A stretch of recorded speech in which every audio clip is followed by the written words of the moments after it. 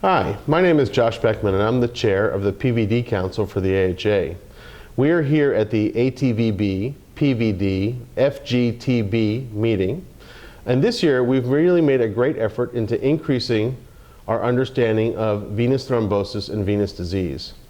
One of our most important things to do was to bring experts in the field and discuss some of the newer research and methods of understanding venous thrombosis. To my left is Dr. Fedor Lurie from the Jobst Vascular Institute, and he was one of our first and most coveted invited speakers. He's going to tell us in a couple of minutes about what he spoke about concerning venous thrombosis. Dr. Lurie. Thank you. Thank you for the introduction. I think it was the most impressive session that I had in the last year.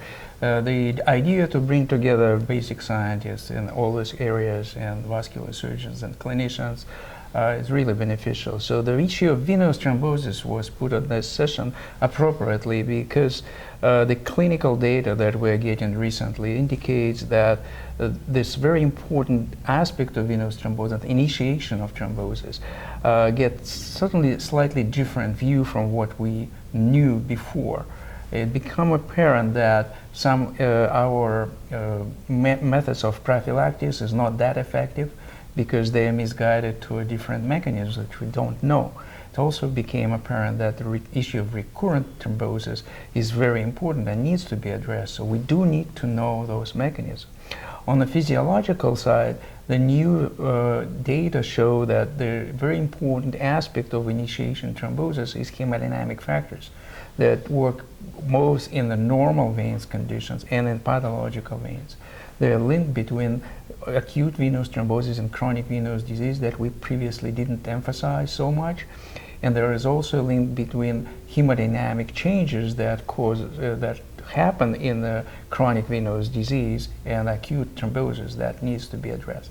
In a summary, I think that today we have a perfect situation where we have a good clinical question and some leads that basic scientists can take and really answer the clinically important questions of the thrombosis initiation in veins. So when listening to your lecture, I was really struck by some of the new data and how the hemodynamic factors are so important. I'm wondering if the new data will invalidate our current approach, which basically is treatment based on a provoked or unprovoked event. Do you think we have enough information yet to really change the way we look at patients, or do you think more data is required? Well, of course, more data is required, but I think that our approach will be slightly different. The issue of provoked and unprovoked DVT as the big two groups may be a little bit too simplified. We do know that recurrent events happen in provoked DVT even after the factor was removed. We also don't really have a good understanding what those factors are that allows us to classify it as provoked DVT. So I think it's much more in common between those two big groups rather than things that divide them into groups. And I think the data is really needed to understand specific mechanisms. Then we will address those mechanisms rather than eliminate one factor by another. Last thing I'll say is that I was really impressed in the session because there were investigators who were very basic, investigators who were translational, and investigators who deal primarily with basically in the clinic. Do you think there's a synergy in bringing all those folks together to really understand what happens with venous thrombosis? Oh, I think it's increasing synergy, but still the situation is that most of basic scientists work in the area of arterial thrombosis and atherosclerosis.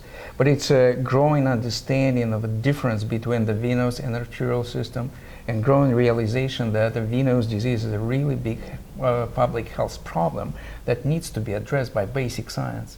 So I think bringing them together is a fantastic idea.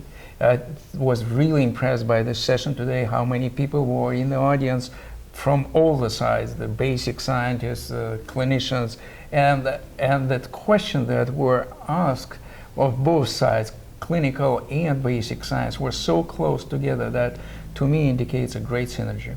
I think so too. Thank you very much for being here and in making the sessions great. We look forward to seeing you here soon. It's my pleasure. Thank you very much for inviting me.